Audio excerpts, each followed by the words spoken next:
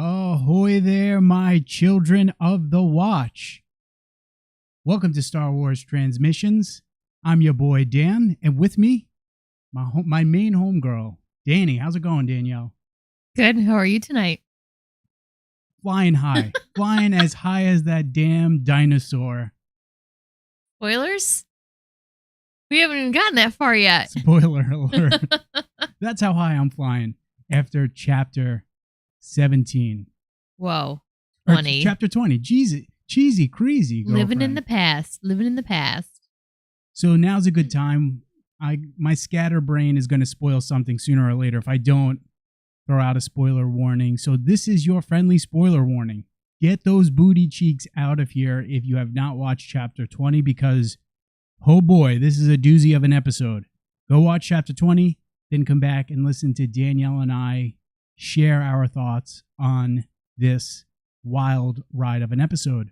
So when you and I were discussing this, and the more I kept thinking about this episode, the more I was probably pestering you with my thoughts on this episode, the more I realized there is a lot of under the surface stuff that happens in this episode that I thought was really, really good and made me enjoy the episode so much. Yeah, it definitely and I know we both did at least one rewatch.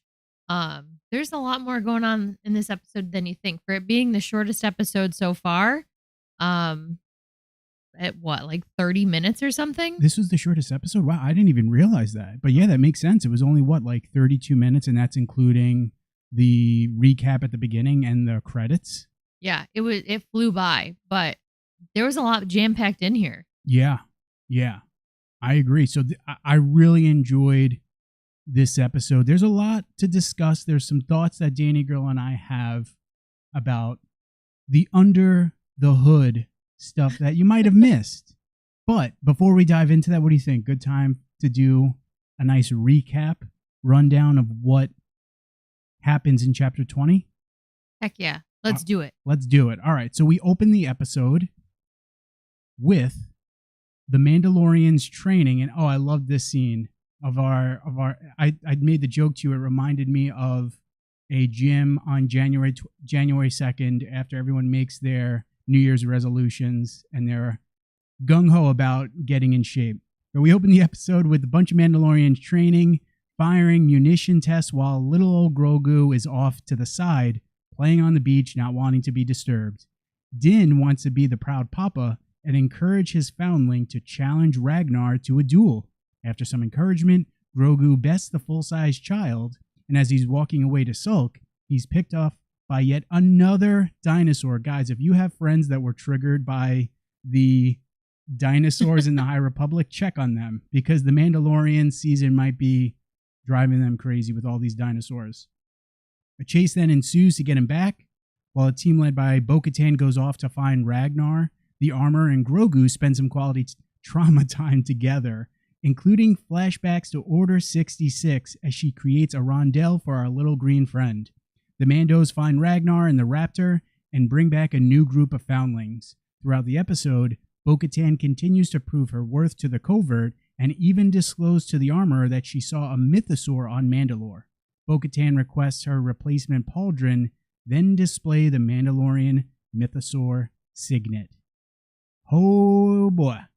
So, as I mentioned, there's a lot that I think is going on in this episode that you might have missed, or maybe you didn't, but this episode was really, really great. So, let's start off, Danny Girl, with the end of the episode. I want to go to the end of the episode and start with flip it and reverse it.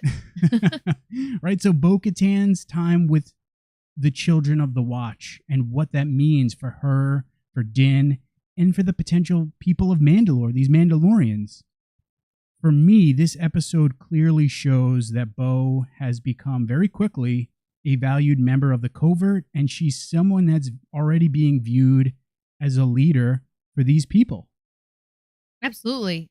She has been here for a hot minute, and she is already showing that she is everyone there. She's smart, she's capable, and she is a natural leader. 100% agree with you. And when Ragnar, who we find out, as we talked about, as we thought, Ragnar is Paz Vizsla's son. When Ragnar is taken by that raptor, Paz, Din, and several Mandos fly off after that raptor, and they're using their jetpacks, but they run out of fuel. And we hear Paz tell Din, this always happens, and the creature gets away every single time. What's the saying about the definition of insanity? Like, could you imagine being like, hey, this has happened multiple times. Every single time we've tried to chase after it with a jetpack, and every single time our fuel runs out, yet we keep doing it every single time. I know they were probably just like going after the child in the moment, but man, they gotta. I mentioned this to you when we watched it. Like, they need some alarm bells or an alarm system of some kind. Something. Like, why is Ragnar always getting approached by these dinosaurs? It makes me nervous for this poor boy. So we talked about this because we still don't know what planet they're on. My thought is that planet is an uninhabitable. It's not there's not people on the planet. There is not a large civilization on the planet because of these predators, is my thought, which is why the Mandalorians chose that planet. That's my guess. I don't know that for a fact, but I'm assuming that's why they're on that planet. Which, again, why do you not have some sort of alarm system to alert you to the presence of these very large and very dangerous dinosaurs that are roaming? We have chatted about this. Some of these Mandalorians are not the brightest light bulbs. They're a little thick between the ears. Absolutely. But luckily for them, they've got our homegirl Bo-Katan to help them and to think quickly, because she realizes very fast, hey, I'm going to chase after this thing in my gauntlet, and I'm going to keep a nice distance so I don't scare it. This way I'll be able to track it and be able to map out where we need to go so that we could hopefully save Ragnar. Because as we come to find out, like we said, Paz tells Din this has happened multiple times. And when we see the nest, you could see Mando helmets strewn throughout the nest. So very clearly, yeah, this has happened. And this raptor creature has killed multiple Mandos to feed its baby. I'm just going to make a snarky comment about snacking. I don't know. The beskar is easy on the way down. I don't know. Candy covered shell. I guess. Yeah. I mean, it must be. It's easy pickings for this raptor. Like I said, if they have no alarm system or anything to alert them to this thing's presence, and they combat train on the beach as if it's completely safe, then yeah, this is easy pickings for these dinosaurs. So it makes a lot of sense. But luckily, they've got our homegirl Bo-Katan, because again, she's quick to get into her ship and follow after the raptor. And once the war party, which in our second watch I mentioned to you, I find it funny that they call it a war party rather than like a rescue party or even a hunting party, just reflecting the culture of the Mandalorian people, referring to it as a war party, right? They're making camp and they're getting ready to eat. And Paz Vizsla tells Bo-Katan, hey, you have the honor of being our leader of this party, and as such, you get to eat by the fire while all of us have to go off, be secluded from one another so that we could remove our helmets, eat, and not break the creed, the code of the creed, which just reiterating how quickly Bo-Katan is becoming a leader to the Mandalorians in this covert.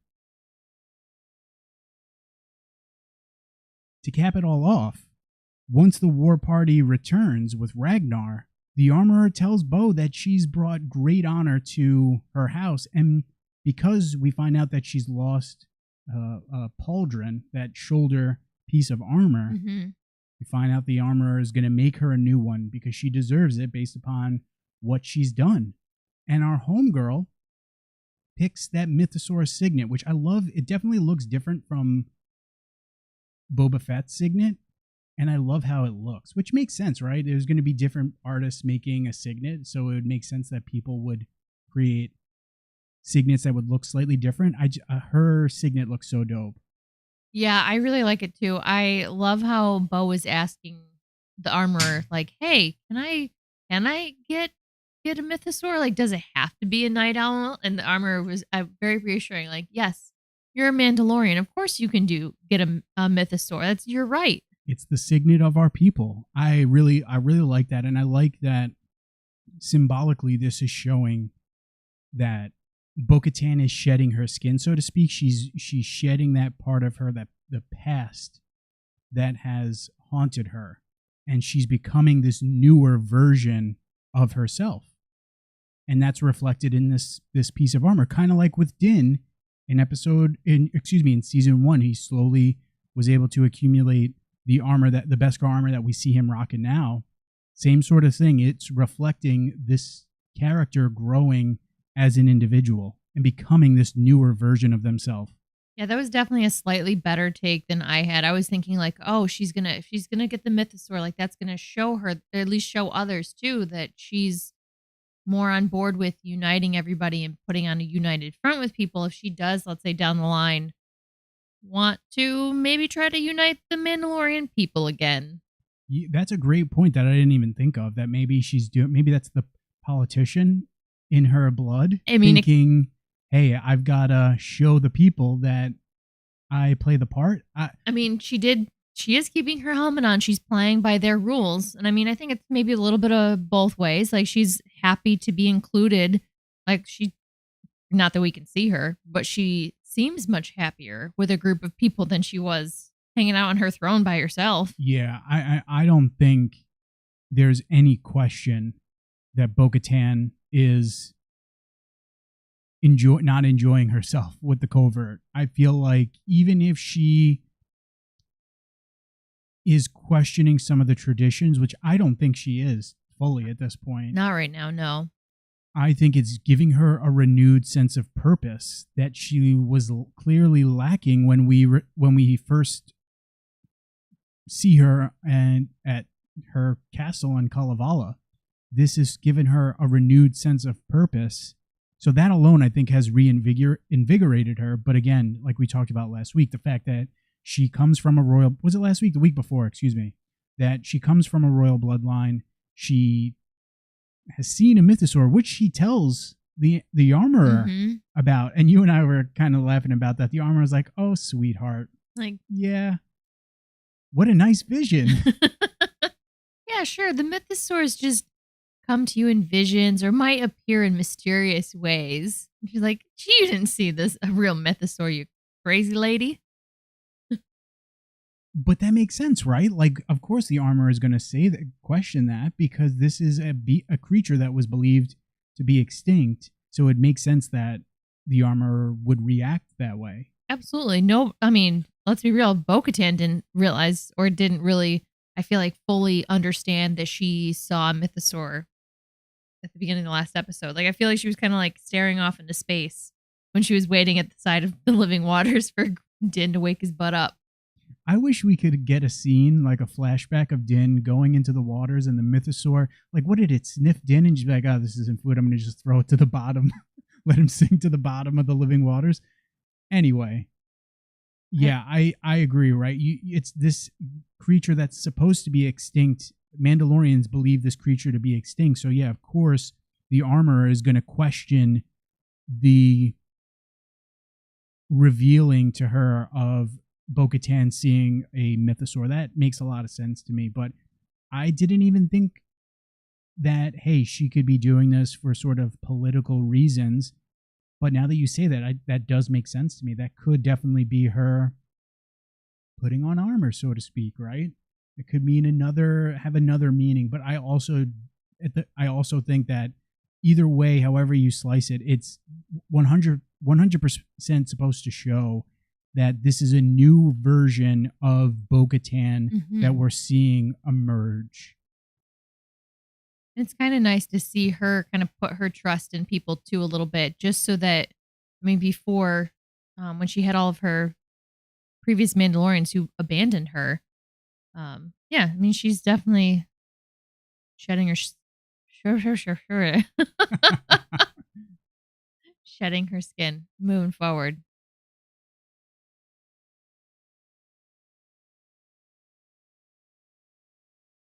So I do have to ask you, what is this new version of Bo? Is she going to be an ally or an adversary for Din? Because I know we've talked about this before, and we're seeing some more growth in her. Where do we think we see her going? There's only 4 episodes left, and I know it doesn't have to resolve itself, but do you think that she's going to be an ally or a foe? I'm not. The optimist in me says that I think she's going to be an ally to Din, especially with what we saw this episode. But I still think that there's the possibility that she could be an adversary.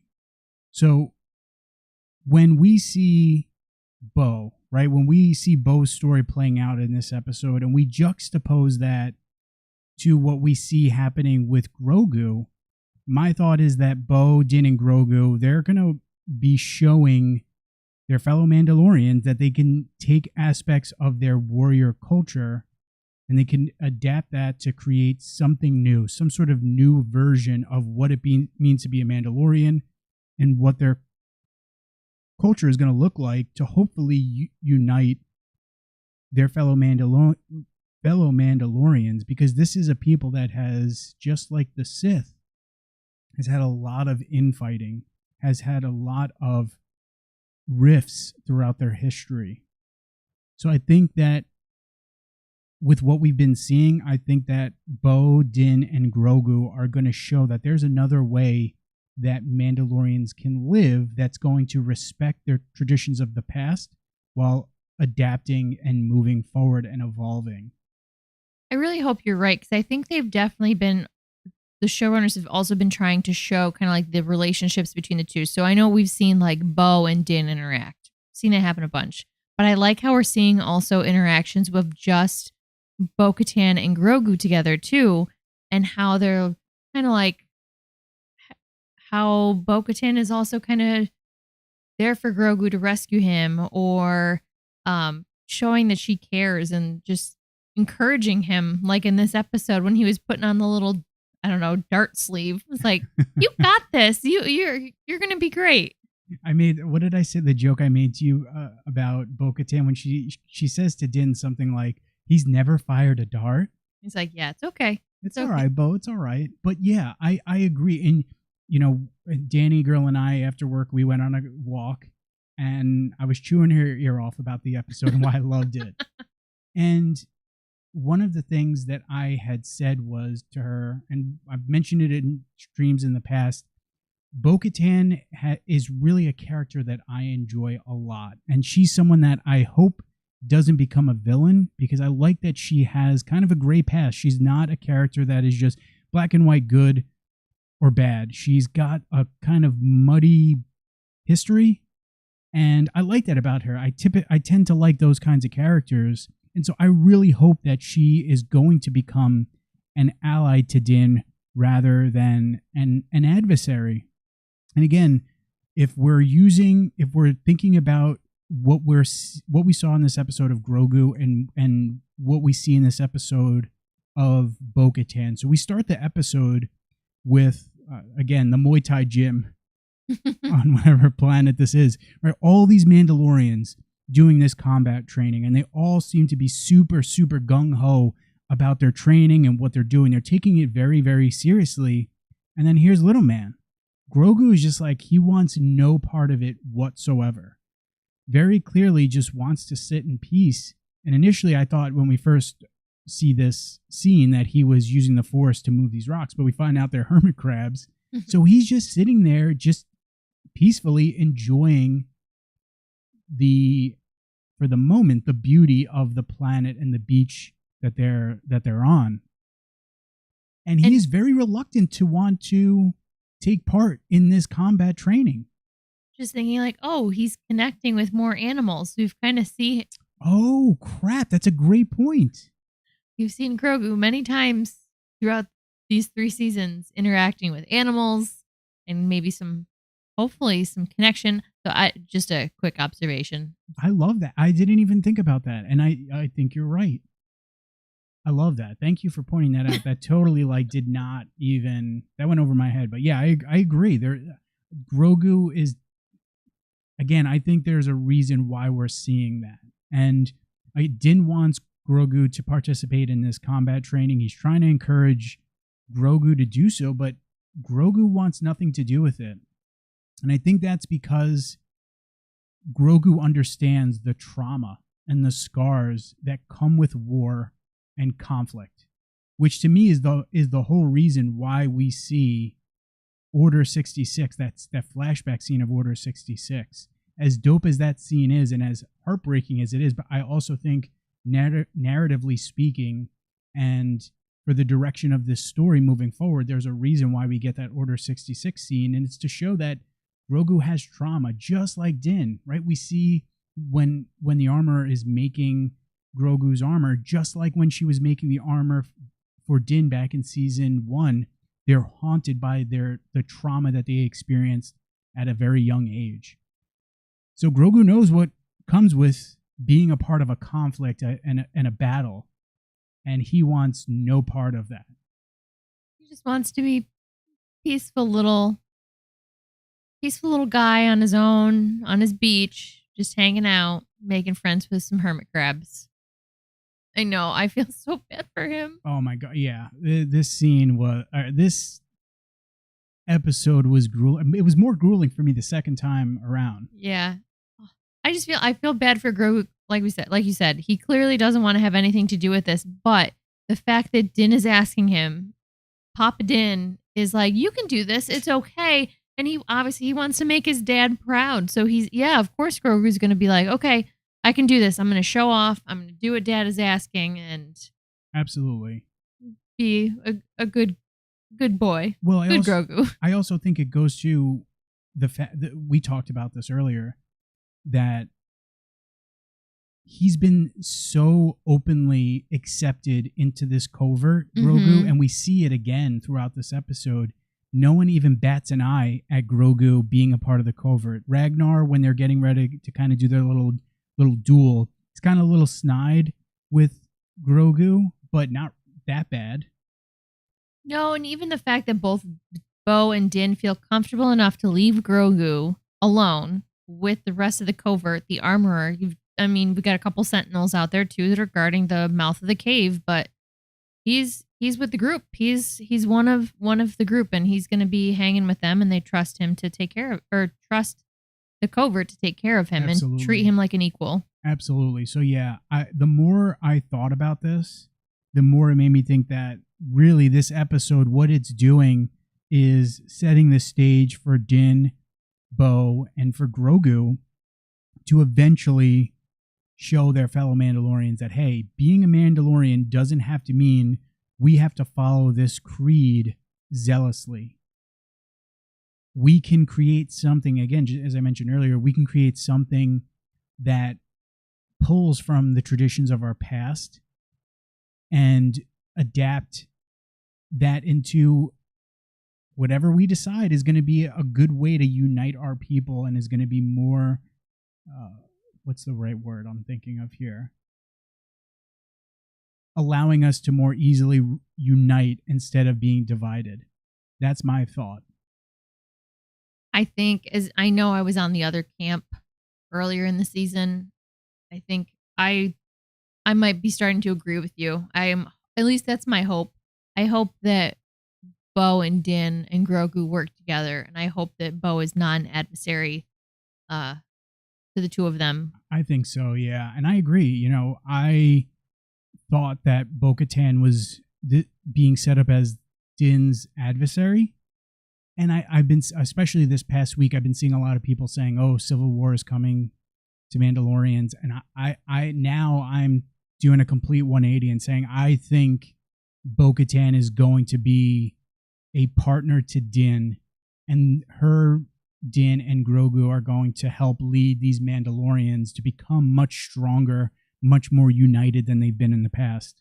I hope so too, because we've seen we've seen Mandalorian Civil War. We've seen them be at odds with one another throughout the Clone Wars and many other times before. So why not? Let's do something different. Let's see them actually unite and work together a little bit. Yeah, and I made this comparison earlier. I've made it in other episodes as well, that it's very similar to the history of the Sith.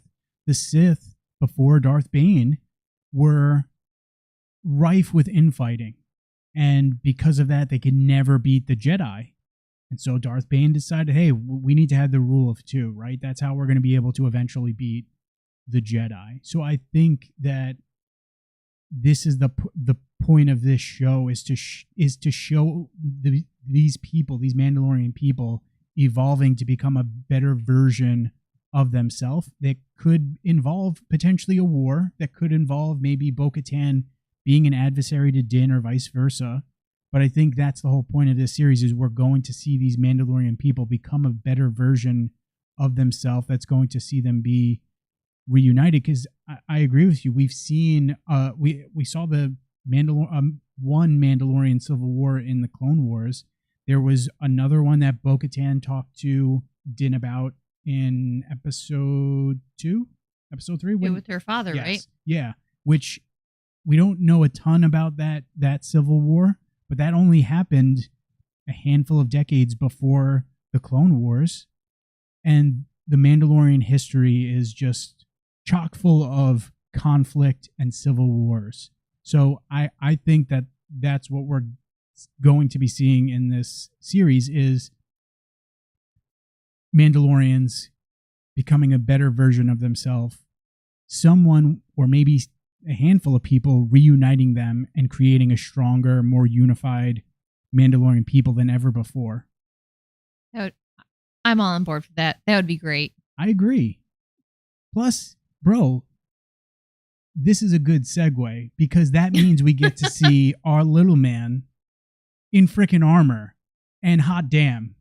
Dude, do you know how pumped I was when I saw the armor starting to make armor for Grogu? You've heard me say it. Are we going to see him get more armor? I was so freaking pumped. I thought that for a second that maybe she was making a helmet for him, because we saw her do the same sort of, like, get that beskar nice and round before she turned it into a helmet for Ragnar back in episode 1. So I was like, oh my God, is she making a helmet for him? I'm so glad that she wasn't, though. I'm not. I realized that after that, I'm not yet ready to see Grogu in a helmet, but I do want to see it happen. We're going to get there. We are 100%. Now, I'm like, my mind's set that we're going to see Grogu rocking a helmet. I know, but I just love how the armor was like, all right, Grogu, we've got lots to do today. And then, like, brings him back and is just, here we go. Let's make you some new stuff.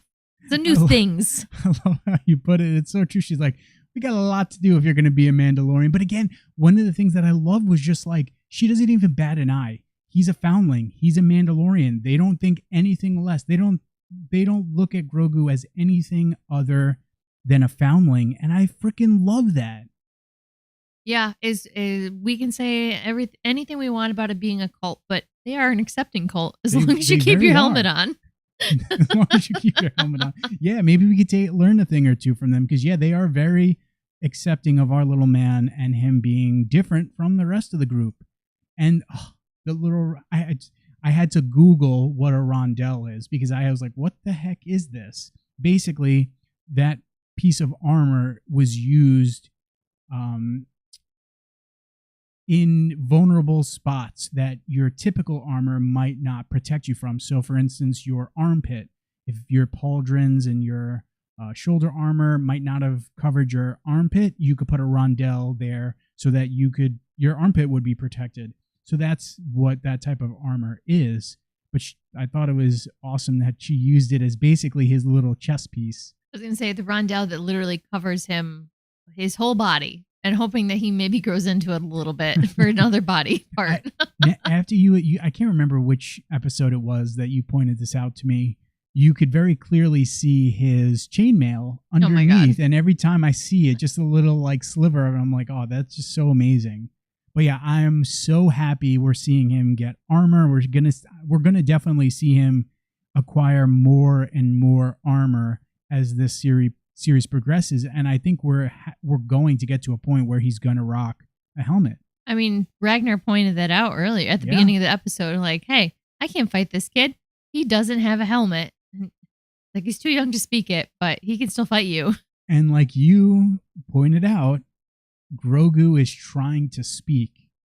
We have seen him try to speak throughout the season, so I think it's only a matter of time before we see him speak. And I'm wondering, now that I'm saying this, I'm wondering if we're going to get him speaking at the end of the season, because that's definitely something Favreau has done in the past, where he kind of plants these seeds. Thinking back to season 1 of Din taking off his helmet, everyone assumed, hey, we're going to eventually see Din take off his helmet by season's end, because he just keeps talking about it.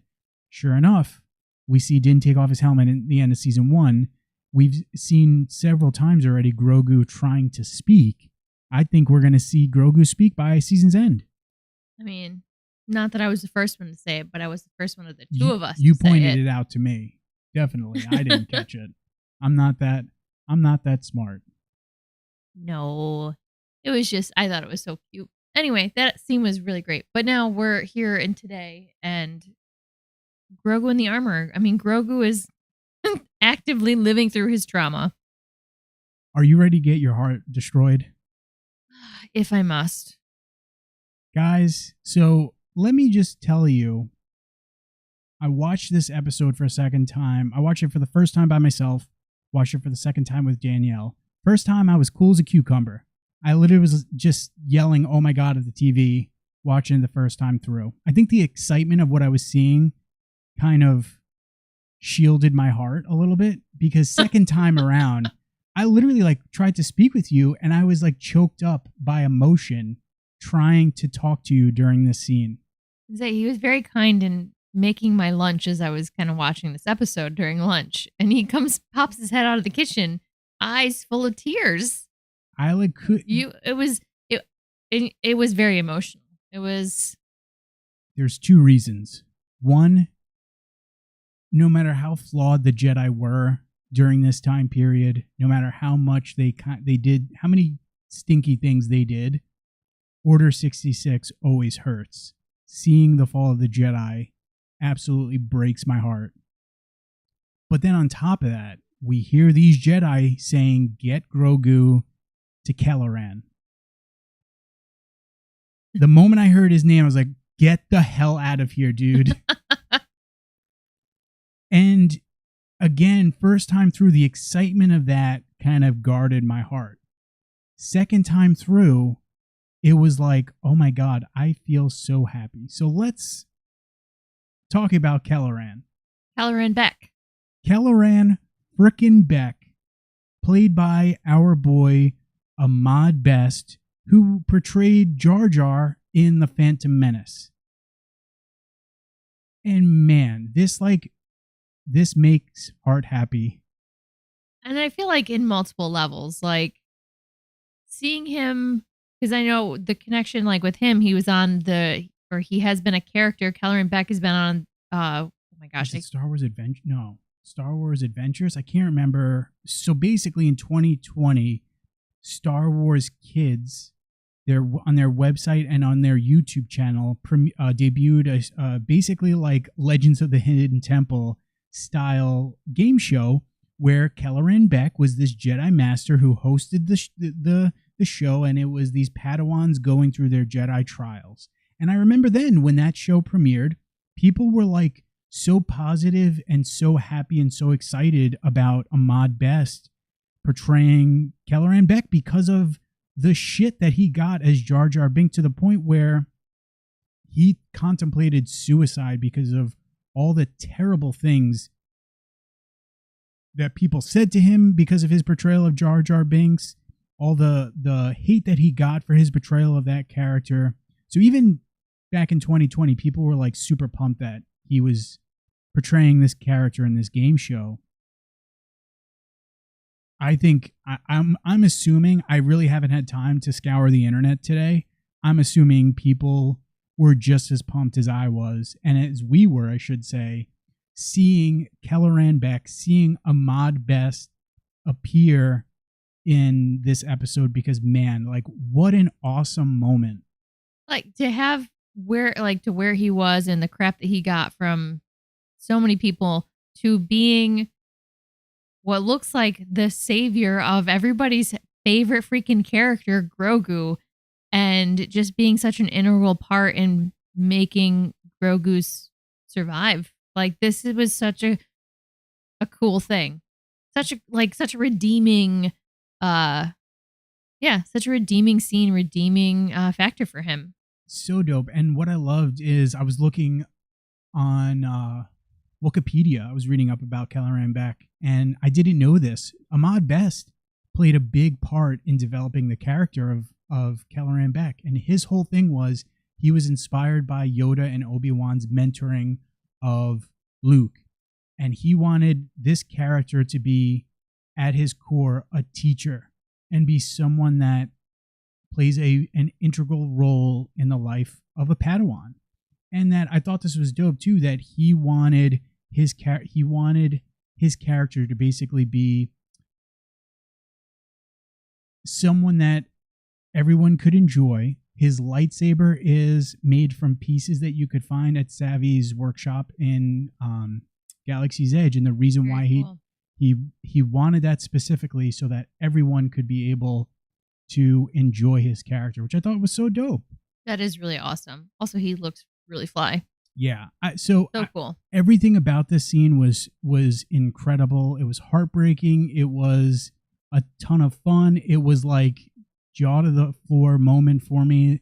Order 66, no matter, I knew this scene was coming in this episode because the name of the episode, The Foundling, most of us assume that, hey, we're going to get an Order 66 scene in this episode. And even though I knew that, it was still like, holy crap, this is a gut punch. And at the same time, like my jaws on the floor watching this play out. I know. And I know when I watched it, like, I didn't put the pieces together right away. They kept saying the name Kelleran. I was like, oh, who is that? Like, I could feel it jostling around in my brain stuffs, but I couldn't actually put it together. But as soon as I saw him, I was like, oh my God, it's Ahmed Best. That's awesome.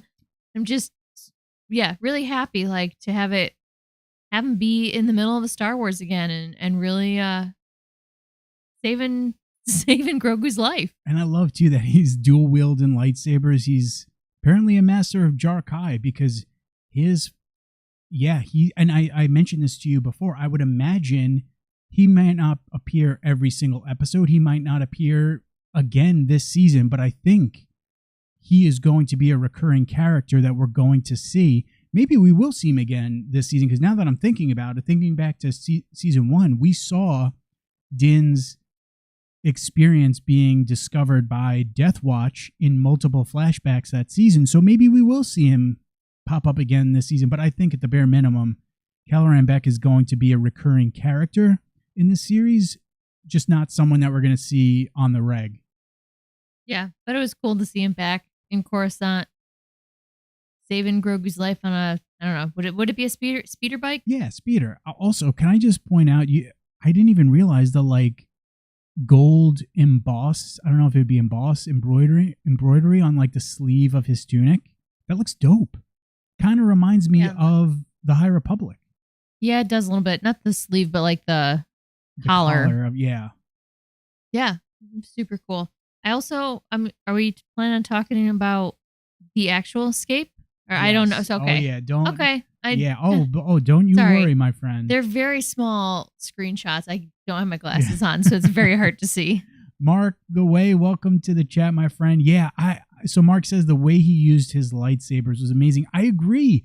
I thought his physical acting was really cool. I don't know. To me, I was like so freaking excited about Ahmad Best. So I could be a little bit biased, and I'm like, oh, this was great. And his physical acting and the choreography was dope. But yeah, I agree. I really liked everything about him protecting Grogu and that choreography that we got. He only has one lightsaber though, didn't he? He picked up the other Jedi's lightsaber? I believe so. Yeah, okay. I believe so, because I think was it I think that one Jedi, the female Jedi, I believe her lightsaber was blue, and I think that's the lightsaber he picked up. I couldn't tell which one. I know they showed his hand grabbing a lightsaber. I just didn't know which one was which. Yes. Either way. All right. So it was cool. You mentioned it. Let's talk about it, bro. All right. So, all right. Do you realize who that is hooking our boy up with a ride? I mean, that does look like a Naboo starfighter. Or a Naboo ship. What is the plural of Naboobian? Nabooian? I know they say it in the Phantom Menace. No, it's not. I don't know. Remember Nabooian, however you pronounce it. But yes, that is a Naboo yacht, very similar to the same yacht that we see Padme use in Attack of the Clones when her and Anakin traveled to Geonosis. So that is the Naboo security forces. I was going to say the guards that pick him up. So let me ask you this. Who sent them? At this point, I was thinking, I don't think it's Padme. Nope. No. Oh my gosh. Our boy, and I can't. Bail Organa. I'm so ashamed of myself. I know it's Bail Organa. Bail Nabooby. I was gonna make that joke. Thank you for making that joke for me. I was like, I won't. I think we were both kind of tap dancing around it. So yes, Nabooby. Nabooby, yeah, Nabooby yacht. But yes, I am going to say with almost near certainty that it was our boy Bail, especially when you consider. Think back to Revenge of the Sith. Bail goes to the Jedi Temple. The clones force him away. My thought is Bail probably got on the horn super quick and said, hey, get as many of our security forces to the Jedi Temple to get as many Jedi away from the temple as possible. So do we think that Kelleran Beck knows Bail Organa, and is Kelleran a Naboo from Naboo? Maybe.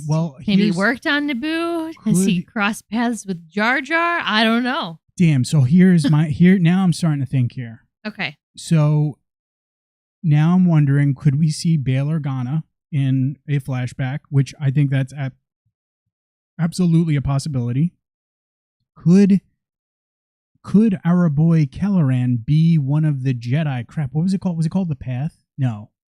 What were the group in Obi-Wan that were helping Jedi? That was the Path. Was it the Path? I wonder if maybe Kelleran could wind up being a part of that. Could Kelleran wind up in Jedi Survivor? I think this opens up a lot of possibilities for his character and what this could mean, because my thought is we're going to see Kelleran is the one that protected Grogu for a good amount of time. That's my thought. And something happened to Kelleran, which is why Grogu wound up with those Nikto mercenaries on Arvala 7. Oh, you're breaking my heart before anything even happens. That's my thought. I mean, I think that makes sense. Clearly Grogu has had lots of trauma, but hopefully, I mean, maybe he was there for Kelleran till the end. I don't know. Which, I think just it hammers the point home that I made before, that Grogu and even Din, if you think back to Din's flashbacks in season 1, they've got a lot of trauma. Bo has got a lot of trauma from this culture of, hey, we have to be strong warriors. We are a warrior culture. That's great and all, but bro, with war comes scars, man. Absolutely. And so this all points to me setting the stage for Bo and Din and Grogu building a better, more unified Mandalore. But the Order 66 scene was like, it was bittersweet because at the same time it's like grueling, but at the same time, on one hand it was grueling, on the other hand it was like, this is amazing. We get to see Kelleran Beck, and I felt so freaking happy for Ahmad Best. Like, it was just so awesome.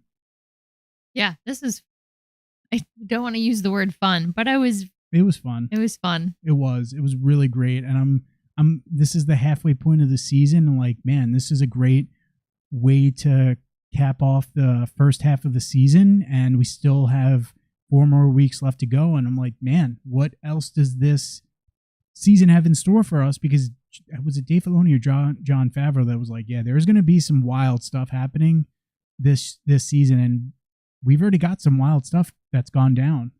Yeah, I agree. I mean, the little flight scene through the streets was great. Yeah, I'm pumped. This episode, like I said, was really it was short, but it was really fun, and there was a lot more to it than I think we expected. I agree. One last thing before I do want to talk a little bit about the Bad Batch, because the Bad Batch was freaking dope. But this scene, like this scene was really tough for me second time through.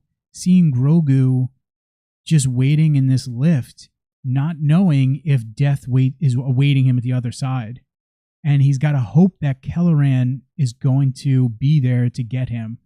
This scene, this moment was like, oh, this is tough to watch for me. It was really sad, especially second time around.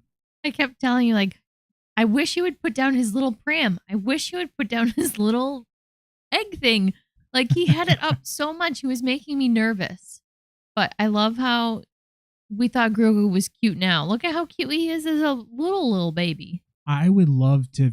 This is like the nerd in me. Like, I would love to know, where did he get that little quilt? So, like, Yoda in Return of the Jedi, the little, like, blanket that we see him wrap himself up in right before he dies, before he becomes one with the Force, that is Qui-Gon's robe.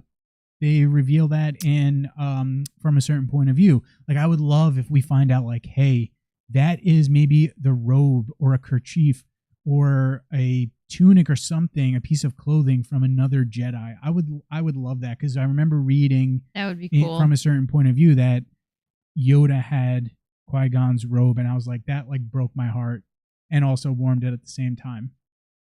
That would be cool. Maybe like some Jedi who's passed away or something, or it had been handed down. Or yeah, I think that'd be dope. Any final thoughts on this episode? I had a lot of fun. I really liked it. Grogu is just freaking adorable. More Grogu all the time. I don't know what else. I'm gonna be like Barney Grumble. Just plug it right into my veins. More Grogu, more Din, more Bo-Katan, more freaking dinosaurs.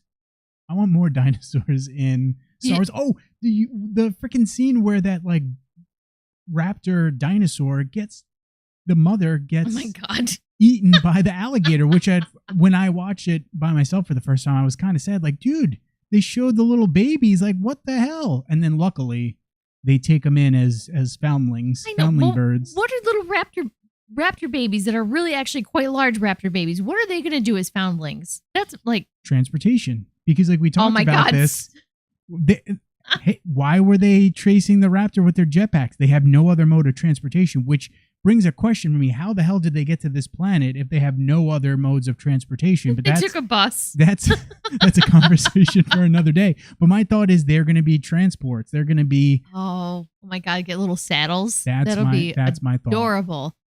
Okay, but yes, the freaking dino on dino action. The one thing I am a little upset about, the qualm I have, why is there so much animal hate in this show? There's so much animal death. Oh, the Mandos. Oh, let's kill it. I think it's supposed to just hammer home that warrior culture that, man. That's one of the gripes that people have with Fallen Order, is that the Jedi are supposed to value and preserve life. And in Fallen Order, Cal just goes around murking animals left and right like it's nothing. Mm. For this show, I think that the point is supposed to show that their first instinct is to attack, fight and kill. Attack, protect, snack. That's their first instinct. But I'm glad that they did not leave those birds motherless and alone in their nest to die, that they at least took them. And I think they're going to be transportation for the Mandos. Or I like Grant's idea too, battle raptors. Like another. Oh, bro. Man, dropping bombs all over the place. I So can yeah, get down with that. Can I one thing before I want to say before I'm all ears. we switch to Bad Batch? There's the one kid, the one foundling. Well, I don't know if he's a foundling, but one younger Mandalorian. He's got like gray/white kind of helmet with like green, like neon green kind of like accent along his visor. Okay. It looks so dope. I love seeing all the different colored Mandalorian armor. As much as I was joking about like the combat scene, it was still dope. It was still really cool to see all those Mandalorians. But okay, so my next question is then, when do they get to paint it, or who decides to choose to paint it? Because we've seen the armor make things and it's all just silver. So like, who's to just, other than the helmet for Ragnar, so who's to say what gets painted and what doesn't? I think it's going to be what's the colors of your houses, right? That's why we see Ragnar rocking the blue and light blue, because it's the same colors that Paz Vizsla wears, which is the colors of House Vizsla. It's the same sort of colors that we see Death Watch rock because they were basically hoes for House for House Vizsla.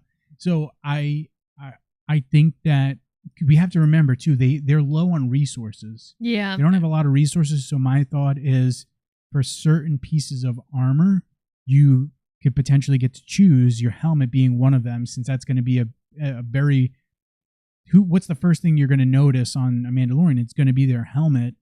So that I would think at the bare minimum, you get to choose the color of your helmet. And then if they've got the resources, they could choose. But yeah, you do bring up a great point, right? Din's armor was all that chrome plating, color. Din also is... He likes chrome. Yeah. He did also start his new clan. He's a clan of 2. So he still maybe needs to find his colors, his house, his team colors. Well, bro, maybe that's because he's all about chrome. He's a chrome junkie, bro. Maybe that's a chrome jockey. Maybe he's all about chrome, and that's going to be his clan's colors moving forward. But I think, yeah, my thought is at the bare minimum, you get to choose the color of your helmet, and then if the resources are available, you get some matching colors as well. Because think back to season 1 with Din's armor, it was kind of like a hodgepodge of armor. So absolutely, it was like red and blue. There was red and green and blue. Yeah, it was like brown. Yeah, it was kind of all over the place. So yeah. But upgrade. Excellent episode. This was a ton of fun. We got a couple minutes left. I want to talk about the Bad Batch because, man, what an awesome episode this was. Oh, I really liked it too. I know. We're like, yay! I heard you chuckling at the one scene that absolutely made me smile when frickin' Omega, oh my God, was doing flying training with Tech.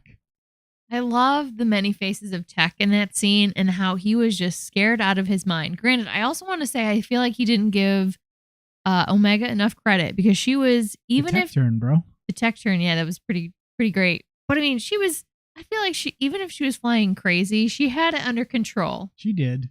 She just was loving it and doing all the crazy stunts along with it. Omega reminds me of, that's in my brain, that's what I envision your brother was like when your dad taught your brother how to drive. Just taking everything for driving like a maniac. Pedal to the metal. Oh, yeah, that's probably. Or though, I know there were a couple times that my brother took my mom's car that was standard and taught apparently like half the neighborhood one time. I'm also not surprised by that at all. We're just thinking of just him pulling donuts or doing wild shit with all these kids in the car. So really quickly, because I want to mention Grant's comment. So Grant in the chat says maybe you get to paint it with like experiences, like when Din fought the Rhino, the Mudhorn back on Arvala 7. Yeah, Arvala 7 back in season 1. That I could see that as well. I think definitely at this point we're supposed to get a sense that the covert is low on resources. They have some resources, but not a ton. So yeah, maybe paint could be low in supply. But back to the Bad Batch. I love this episode a lot. So the gist of this episode is we find out that Crosshair is back on planet Wayland at Mount Tantus, and not because he's in trouble for shooting his commanding officer. Dr. Hemlock tells him, bro, I need you to let me to tell me where Clone Force 99 is, because I need to get to Omega so that I could use Omega to get to Nala Se, so that I could be able to do whatever the heck it is that I'm doing on Mount Tantus. And I freaking love that we get to see the return of not only Echo, not only our boy Captain Hauser, but freaking Gregor. I was so pumped when I saw Gregor, and when I saw his commando armor, I was like, that is freaking Gregor. And then finally we get a moment where I think Echo tells Gregor, get us out of here. Something along those lines. Like, yes. So excited to see freaking Gregor. Because Gregor, we last see him in the Clone Wars on that weird, and people dump on the I think it's season 5 arc with the clones, or not the clones, excuse me, with the droids, when they're going on this mission. It's like a 3 arc episode of just of droids, and I love it. And I know people hate it, but I love it. But we see, oh my god, the little guy. Oh, what's his name? Oh, I can't remember. But yes, exactly. Okay. And we see Gregor. He helps them get off that planet so they could go back to Coruscant and let the Republic know what the Separatists are planning. And we, you think Gregor is going to sacrifice himself. Then we see him show up in Rebels. So we knew he was alive, but we hadn't seen him again. And I was so freaking pumped to see him. I was super happy about that. But yeah, so we see Gregor, Hauser, or excuse me, Echo. I can't remember who the other 2 clones are that are with Fireball. Yes, that's right. And did they mention the other one? I don't think so. But they're basically going around rescuing clones from the Empire. When they're rescuing Hauser, they get some information about what Dr. Hemlock is doing, and we find out Tarkin is aware that there's clones causing a ruckus throughout the galaxy. And he's telling, and Hemlock tells Tarkin, hey, don't worry, we're good. I'm going to let you know at the summit what I've been working on. I don't like any of this. I think I think we're going to get the reveal that he's either working on Dark Troopers, which we see Phase 3 Dark Troopers in The Mandalorian in Season 2. I think that's one theory that I've seen people throw around. I think we're going to learn that he's working on Death Troopers. That's my thought. Oh, it just makes me nervous. Although I have to say, Crosshair was freaking the guy this episode. Bro, Crosshair is my guy. He's my boy, dude. I love Crosshair so much. I imagine, because we know that Echo brings, because he uses a data spike to get some information from the I think it's a Gozanti starship that they board. They get some information from the starship, and they need it.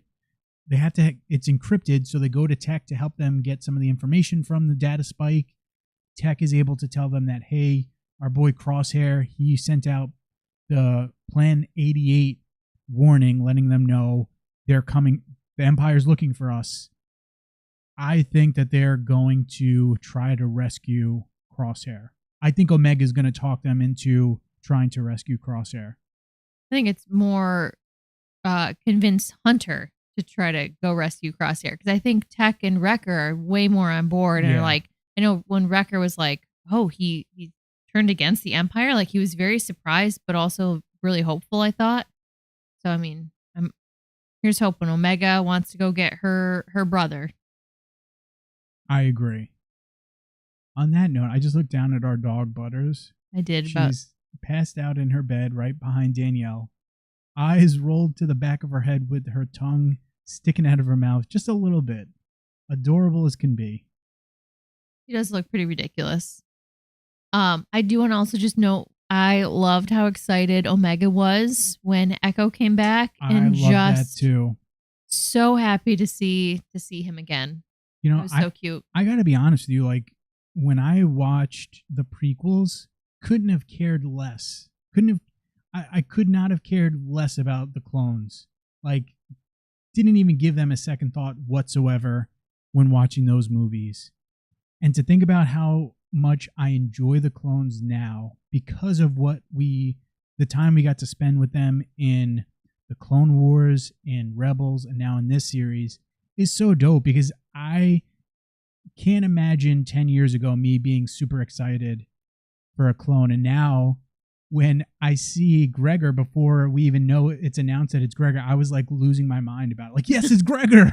I was so pumped. See, I mean, don't want to watch animated Star Wars, you're really missing out.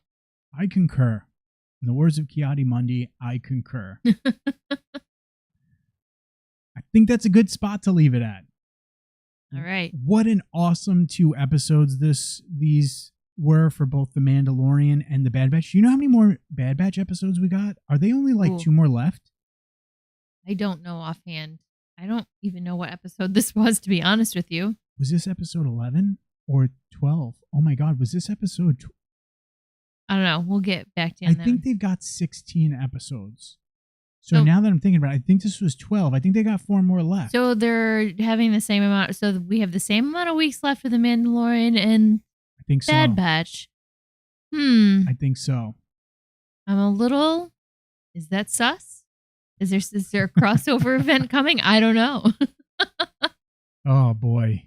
And then we got freaking Visions, which I was like, I was thinking about it today. Like, oh, my God, we're going to go from these shows and then Visions right around my birthday. Which, hell yeah. I literally just feel like this is so lame to say. I'm totally drawing a blank as to that we're at the end of March. I know. It's okay. Springtime. I know. Here we come. I was ready. doing some work today, and I was like, holy crap. March is about to be over. We're a quarter, basically, way through the year. Blah. Also, the fact that you told me that baseball starts next week blew my mind. So freaking excited about baseball. Cannot freaking wait. My God, wait. Best time of the year. Baseball and hockey. Baseball, hockey, and Star Wars.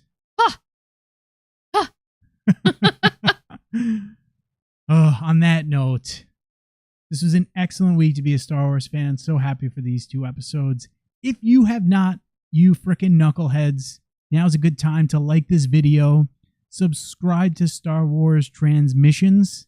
Let us know down in the comments what you thought about The Mandalorian Chapter 20 and with The Bad Batch this week. Again, I how sad is it? I think it was episode 12, but I'm not 100% sure. Let us know your thoughts on both episodes down in the comments. Doing the Q&A tomorrow, probably around the same time, like 7:30, 8 o'clock.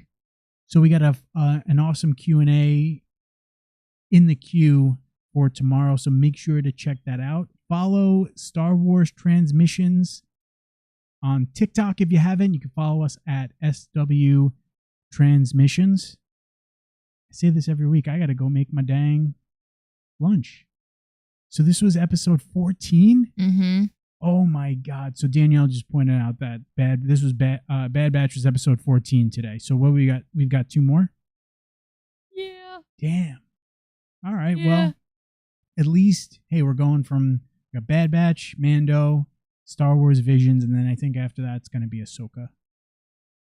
Oh, yeah. And then The Acolyte, I believe. Bro, what a time to be alive. All right, I got to go make my dang lunch. Thanks for joining us, my friends. May the Force be with you, and stay